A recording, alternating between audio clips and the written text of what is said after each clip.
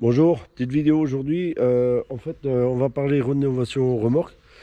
Avant tout, donc j'ai deux remerciements à faire.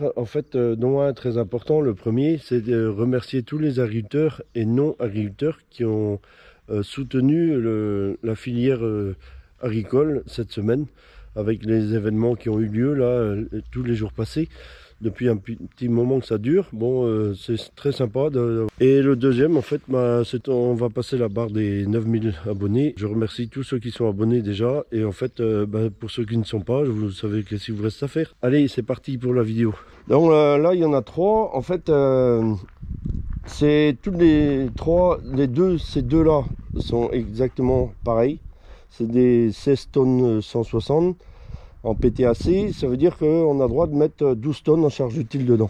Donc celle-ci est beaucoup plus vieille parce qu'elle est de 97, celle-là. En fait, on l'avait achetée, elle était déjà un petit peu malade. Là, en plus, on l'a prêtée pendant un certain moment à quelqu'un qui s'en servait pour envoyer des matériaux sur des petits chantiers. Et puis, c'est pour ça qu'on voit tous les traces de dents, là. En fait, tout ça, tout ce qu'on voit là, c'est des coups de dents de rétro. Vous voyez les arrondis là qu'on voit là devant là, tout ça.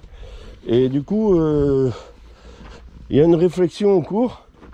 Vous voyez tout ça, bon c'est à reprendre. Donc le bas de la tôle est malade.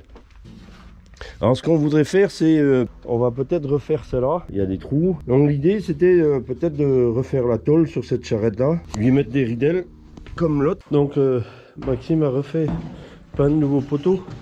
Ils sont là, sur le pont, en suspens là. On va mettre 50 cm de ridelles dessus, avec des poutres du 18-6, des grosses poutres. Comme ça, si jamais on les touche, au moins, elles vont travailler. Le problème, c'est qu'il y a pas mal d'endroits qui sont rouillés à l'intérieur, voire même percés, comme par exemple ici, comme ici sur les côtés. Donc on va renforcer tout ça. Je vais rajouter des tôles là dans les bords sur toute la longueur. C'est ce qu'on va faire aujourd'hui. Soudure.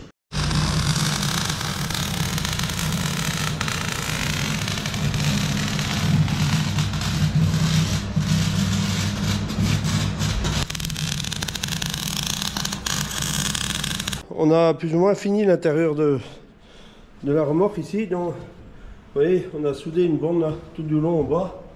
On a renforcé ici le poteau. Alors ici on a dû mettre une petite emplate en bas là. Et pareil, renforcer toute cette partie là qui était très endommagée. Bon, après les tôles des côtés, hein, je vous cache pas, c'est pas mirobolant. Ça ira le temps que ça ira. Le jour où il faudra changer les tôles, on les changera.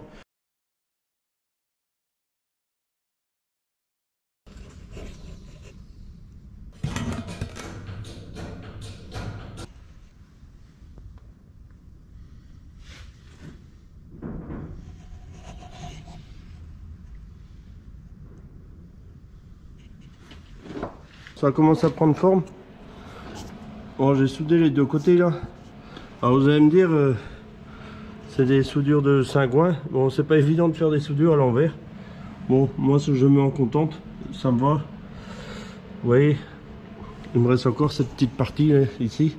Alors vous allez voir, je vais utiliser un petit écrou avec une vis là, pour rappuyer ce truc là contre la paroi. Un fer plat sur lequel on a soudé un écrou et la vis. Je soude là, je fais un point là, le reste vient en appui et quand je visse, ça prend appui sur ces deux points là et du coup ça me rapproche de la tôle.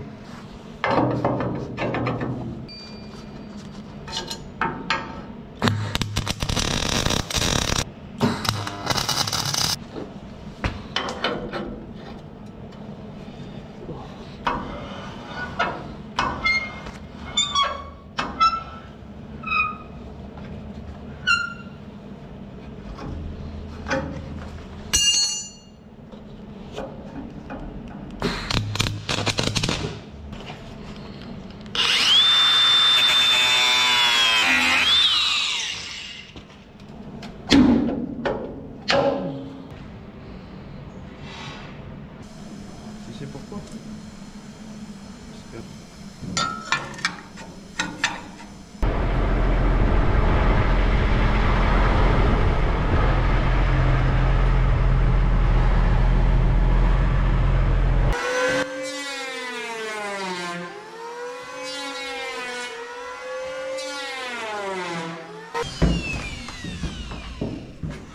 Là, Maxime est en train de préparer les ridelles.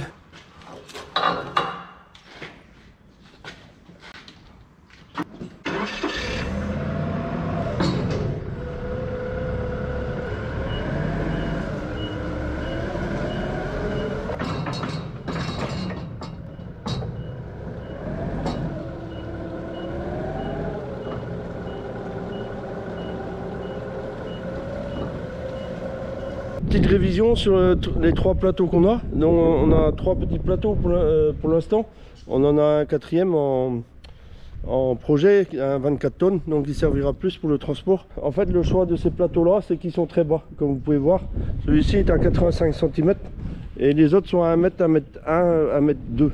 Celui-ci fait 5 mètres de long. Bon, il permet de mettre 3 caisses ventilées à l'intérieur. Enfin, ce que j'appelle les caisses ventilées, c'est des palox qui font 1,50 m sur 1,20 m. On peut en mettre 3, ce qui fait qu'on peut en mettre 6 dans cette petite charrette là. Et les deux autres, on met que 8. Après, suivant la taille des palox, dans celui-ci, on peut en mettre 8, dans l'autre, on en met 10, dans l'autre, on en met 12. Il est en essieu fixe, des roues de porte-char, très bas, par contre très facile pour monter dedans. Quand on ramasse des pommes de terre, il faut les mettre dans les palox à la main. Bon, l'avantage, c'est très facile de monter dedans. Celui-ci, c'est pareil, c'est un plateau qui fait 6,20 m. Donc c'était marque Gourmelon avec un toit, une remorque bâchée. On a coupé les 4 poteaux, on a viré le toit. Et après on a été obligé de refaire un panneau avant là, parce que c'était complètement pourri. Alors la particularité de cette remorque ci, c'est que en fait quand ils ont fait les points, quand ils ont soudé les tôles, ils n'ont fait que des petits points.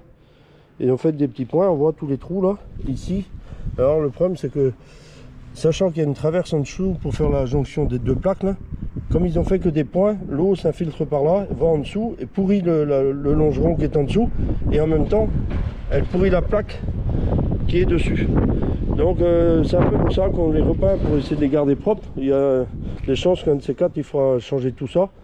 Bon, tant que ça on peut faire des années en plus, c'est bon. Essieu balancier, même principe. Et celui-ci alors il est différent, il est un peu plus long et il fait je crois que c'est 7,50 m, à 1 mètre du sol sur balancier, donc avec des petites roues pour être le plus bas possible. Alors tout ça en fait, si on cherche à avoir des balanciers bas, des remorques basses, des plateaux bas, c'est parce que quand on met les palox dedans, quand on ramasse avec les machines, en fait ça permet de voir ce qu'on met dedans et le niveau de chaque palox. Ça permet en fait de ranger déjà du tracteur sans être obligé de venir niveler après par la suite. Quand on a des plateaux trop hauts, on met dedans à peu près au pif et après on est obligé de tout égaliser. Parce que ici on arrive déjà à bien les remplir. Bon, évidemment il faut les égaliser quand même, mais il est particulier parce que son plateau d'origine il descend droit là, comme ça là. Parce qu'en fait d'origine en fait il y avait c'était un porte-char. On voyait les pivots ici pour les rampes. Donc nous on l'a gardé en fonction porte-char et en plus on a fabriqué la petite casquette qui est là. Donc on enquille ici dans les poteaux là, et qui repose ici à peu près dans la même ligne que le reste. Et bon, on a une goupille juste qui verrouille le tout en dessous. Bon, vous voyez il y a des béquilles là, des hydrauliques, ça c'est pour stabiliser le porte-char quand on monte des engins dessus. Ce qui fait que il a cette option là de pouvoir se reconvertir en porte-char quand il y a besoin. Bon, c'est rare que ça nous arrive, c'est vraiment quand on loue du matériel. Ou alors on nous l'emprunte souvent quand il y a des tracteurs en panne qui traînent dans les champs, qui ne peuvent pas rouler. Au moins ils peuvent charger les tracteurs dessus et puis les envoyer dans les garages. Donc papa est passé par là, il a tout peint propre. Et nous on a révisé donc tous les freins. Ici on a changé un flexible sur la bleue. Après on a graissé tous les balanciers. Bon, les feux, depuis qu'on a mis tout à LED, on les touche plus et ça marche. Comme ça, ils sont révisés. On aura du matériel propre pour travailler. Ça, c'est une des petites choses qu'on a fait d'entretien pendant l'hiver. Bon, maintenant, il y a la 12 à s'occuper. Donc là, on est à fond dessus là. Et normalement, ça va être sablé cette semaine. Donc,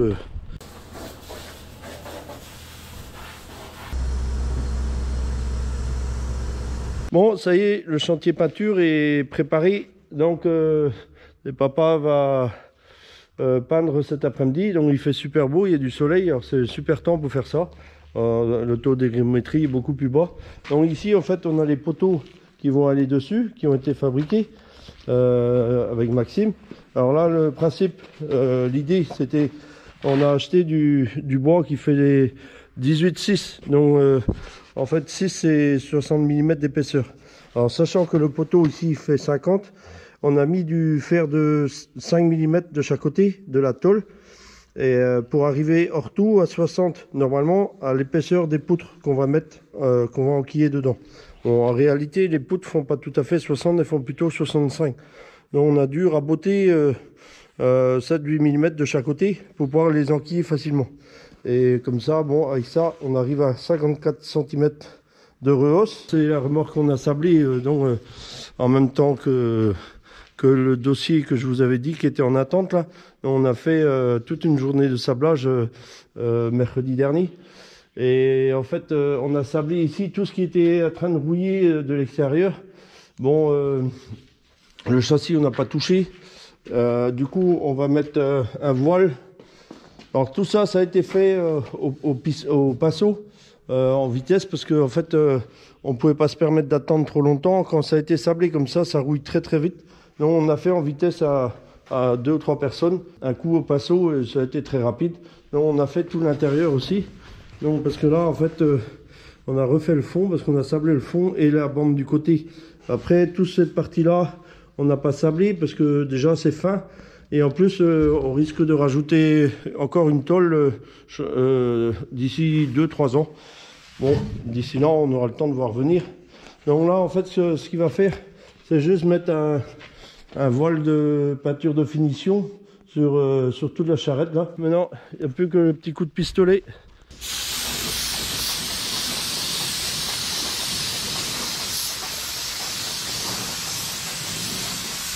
Bon, là, je vais préparer les roues pour la charrette.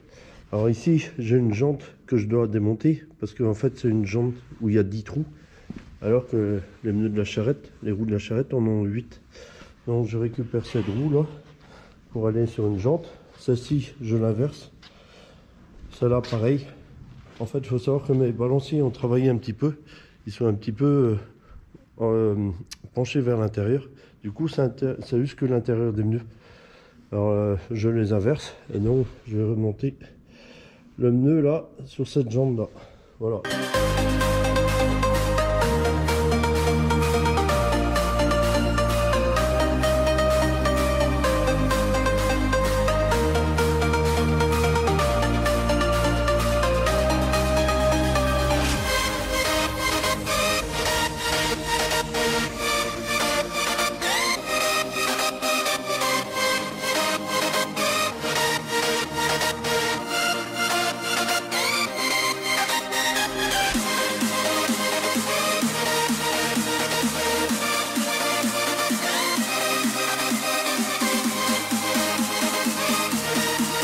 Bon, aujourd'hui on va remonter les roues.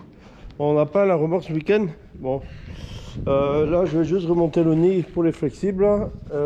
Remonter les 4 roues dessus pour pouvoir la dégager de là, faire la place un petit peu dans le hangar. Et après remettre tout ce qui est plaque d'immatriculation, triangle, enfin bref. Et après il me reste un 25 à coller dessus. Là. Donc on a peint aussi l'intérieur en marron, en orange plus foncé.